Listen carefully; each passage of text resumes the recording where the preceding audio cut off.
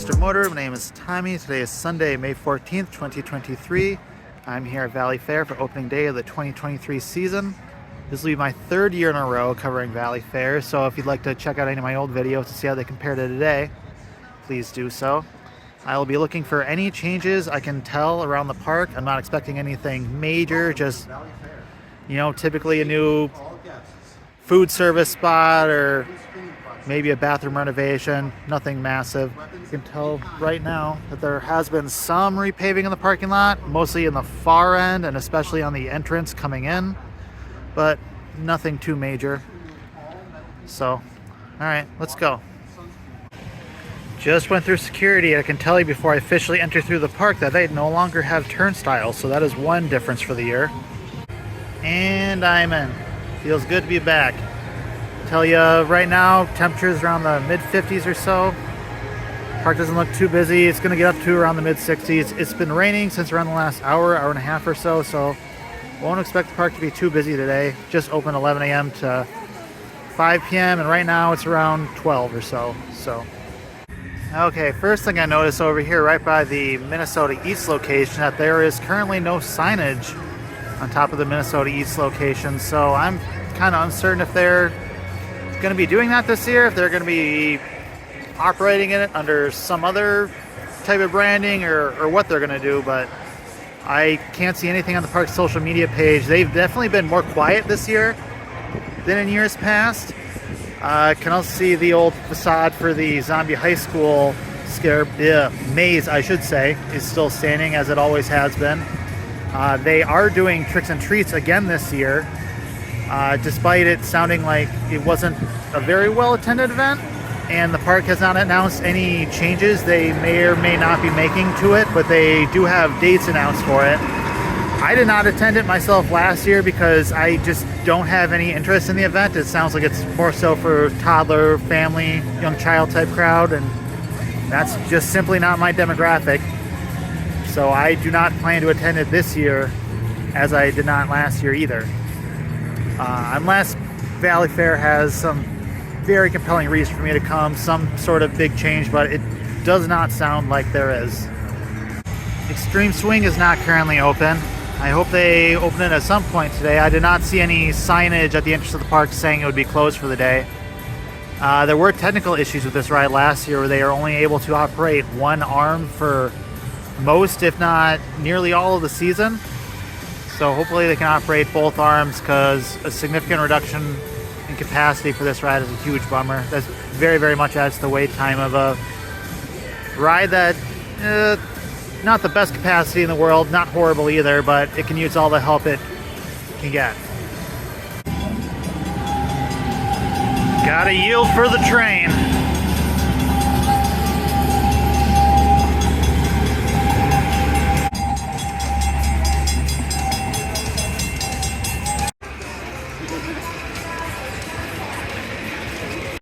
Well, my favorite stand in the entire park is not open. But I can tell from right here, Wild Thing is absolutely zero wait, so I'm going to ride that first, making my first ride of the year, as I do just about every year. Those ride photo awnings look worse and worse every year. Nearly 30 years of being bleached by the sun.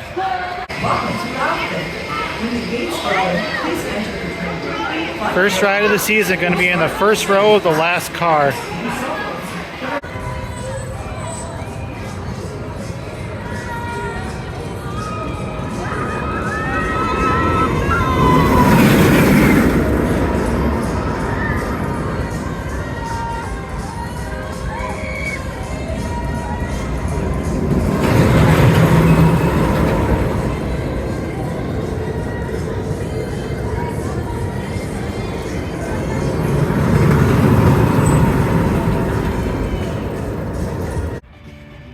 Always a great ride to start any Valleyfair visit with.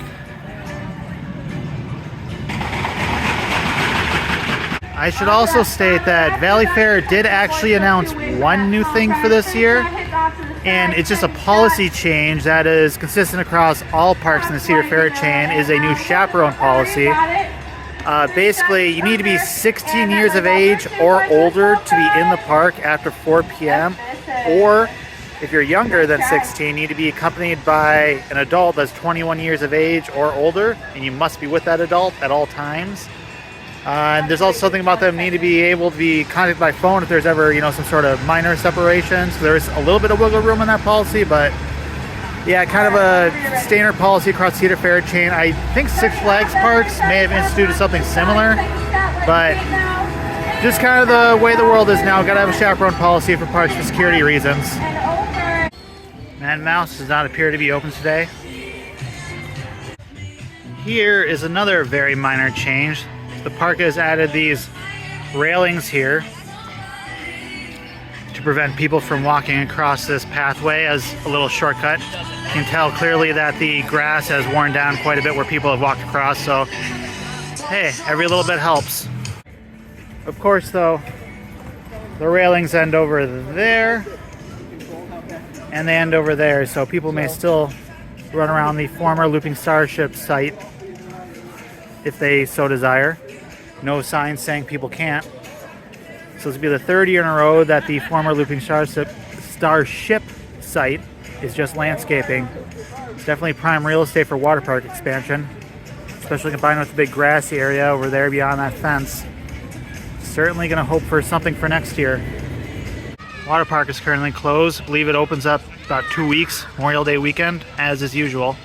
Here at the Renegade ride entrance, I've noticed that on the ground they have a little painting of the fast lane entrance. This is also the ride's exit. I did not notice any sort of signage at Wild Thing, but perhaps I just didn't notice. I'll be checking other rides for that. And then Excalibur, currently not operating for today. They have a fence off to block off that section of the park.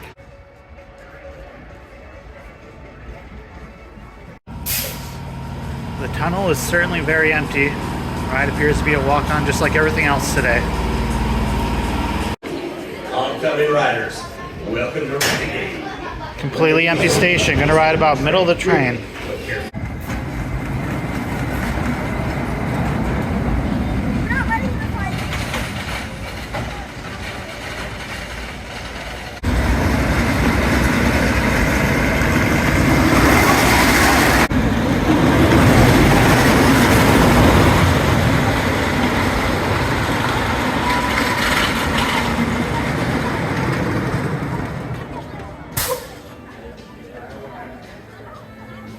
Just had a great ride on Renegade like always. Just some small things here and there. You can tell like right here, this is brand new. There's little pieces of wood all throughout the walkway. See new pieces of wood all throughout the track, throughout the support system, as is typical for any wooden roller coaster to have pieces of wood placed periodically. I can also say that up there, this hill that goes underneath the lift hill, they have a new metal beam over the track itself, then another metal beam over the road that goes underneath the roller coaster. And you can kind of see down there, right here, there's a new fence surrounding the maintenance area. Big maintenance shed right over there in the orange. So just a couple small changes. Also, bigger change, I should say, there's quite a bit of land clearing just to the left of the lift hill. You can look up to your left between Renegade and Thunder Canyon. You notice quite a bit of tree removal, just open space, so we'll see what that is for. Maybe just old trees and that's it, but we shall see. I cannot go any further than this point, but I can tell that that walkway over there was repaved. That's something to see. I wish I could go back there and get a look at the tree removal just to the right of Thunder Canyon, but I'll have to do that on my next visit. Inside this store, right next to the Renegade entrance, they have a lot of really interesting looking merch right here. Some of the best merch I've ever seen at Valleyfair. I like these shirts a lot. And they have nano coasters, both Wild Thing and Renegade. Create your own small little roller coaster model at home. Very cool looking cups, shirts, hats. This definitely looks like a step up in the merchandise game. I very rarely ever buy any merch from here, but I would actually buy a few things from here potentially. Just show off the nano coaster a little bit. It's just a little model. Does not operate. It's just a little thing to put on a table, little decoration. $35. Not a terrible price as far as nano coasters go. Yeah, this is something I would consider buying. I also have more Renegade and Steel Venom merch here. Wild Thing hats. Really stepped up their merchandise game. Otherwise, you got a lot of Billabong and Under Armour branded merch in here. A lot of swimwear type stuff. Also right next to the water park entrance. As you can see right through the window right there. You can still see the old looping starship just sitting there beyond the lift hill of High Roller. It was used as the entrance for the Berserker's Haunt, just as a little kind of sign decoration, but no Valley Scare last year, no Valley Scare this year, so it will remain to be seen what happens with that. Now this cool little Ferris wheel yard ornament in the middle of the fountain is brand new this year. As always, this right here is the best landscape section of the entire park. Just gorgeous the work they do over here. Little waterfall coming down just at the base of the Ferris wheel.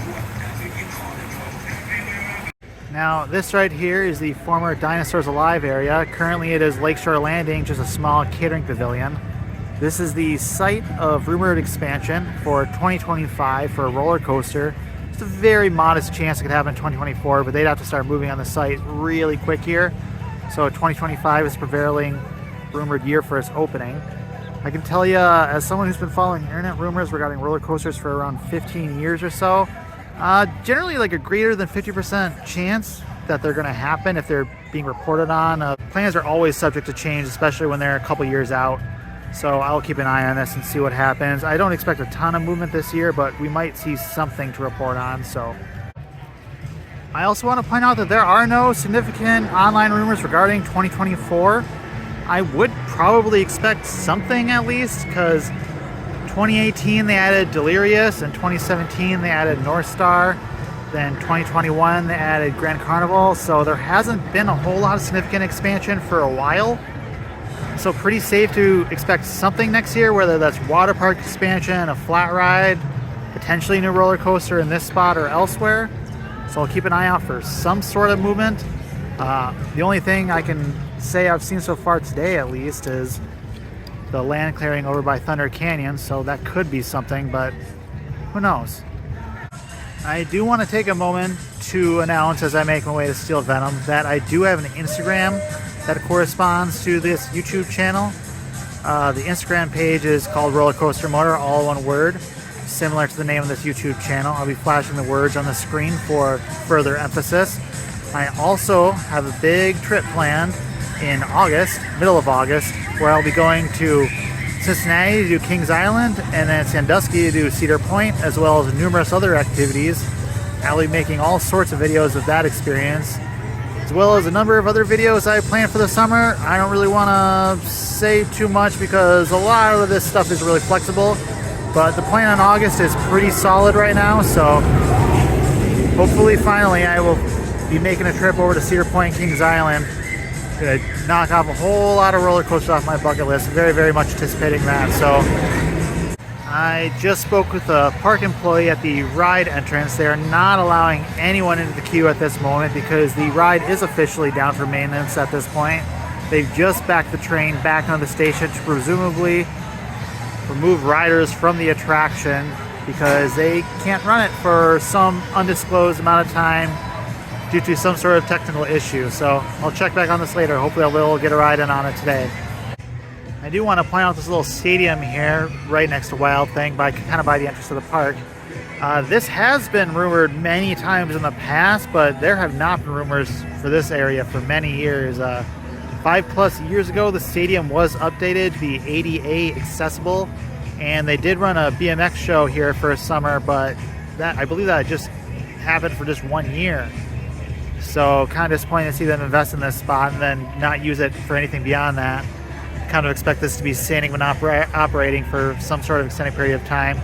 The only thing use it is for staging some sort of landscaping. You see right here beyond these planters, actually they'll keep alternative Valleyfair signs, and or kind of see the red sign over there right by the entrance. People like to take pictures.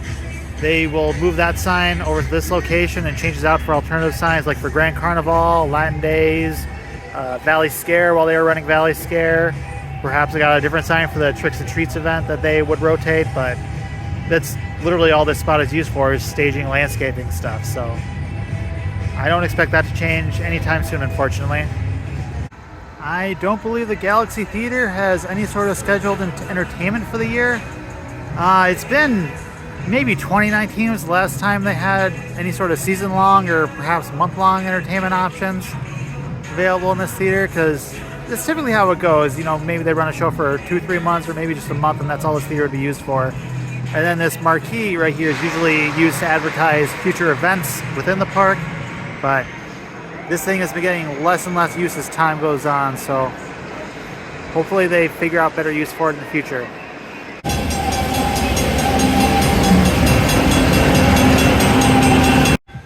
This just occurred to me, but I think there used to be a funnel cake stand right here. The awning looks fairly worn, the Coca-Cola sign up there, and the pavement looks somewhat new but not terribly new, so maybe it was removed a year ago or beyond and I just failed to notice it. Perhaps I'm mistaken and the funnel cake stand was never actually here and it's just a figment of my imagination. I'll look into it a little bit. Hey, look at that. They just opened up Mad Mouse. A lot of people were quite eager to get in line for it very fast. And you can see right now they do have the new fast lane painting on the ground right beyond these people here. So I assume that is at every attraction with the fast lane entrance.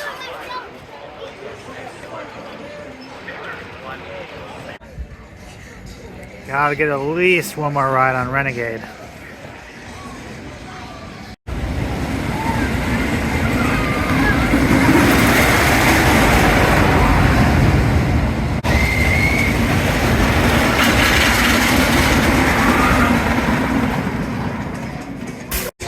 Hey, they did reopen Steel Venom. Barely any line for it, so gotta get one in.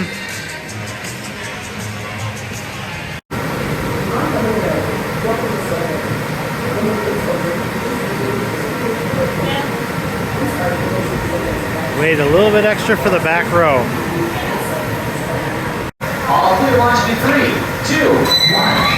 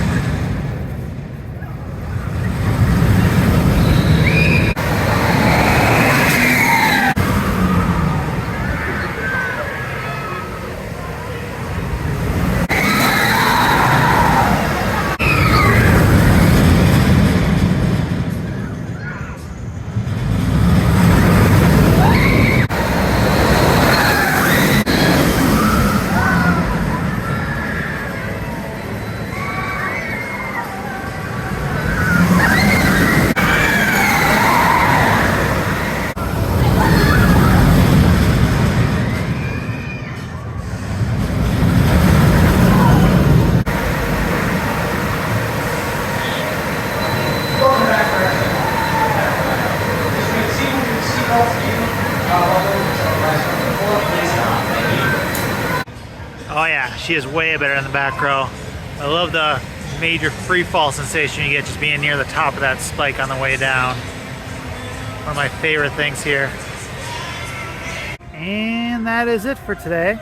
As you can see, changes from last year to this year. Nothing too significant, just very minor upkeep, repairing the wear and tear that happens to all sorts of amusement park attractions, paths, parking lots, whatnot. So I'll keep an eye on for any changes that happen throughout the season, any potential attractions for 2024 or 2025. We may very well not see any progress throughout the whole season, but I'll keep an eye on it regardless. I'm going to hope for the best, but probably not hope for the best. I'm going to keep my expectations modest now that I think about it. I have a Kings Island and Cedar Point trip in the middle of August. I'll be producing all sorts of content from that trip. Kings Island, Cedar Point, and beyond that, quite frankly. I have a few videos to edit in my backlog that I'll be releasing sometime after I release this video. And I got some other video ideas I may be filming throughout the summer. We'll see. I'm not going to say too much about it because it's a little uncertain and plans change for me all the time.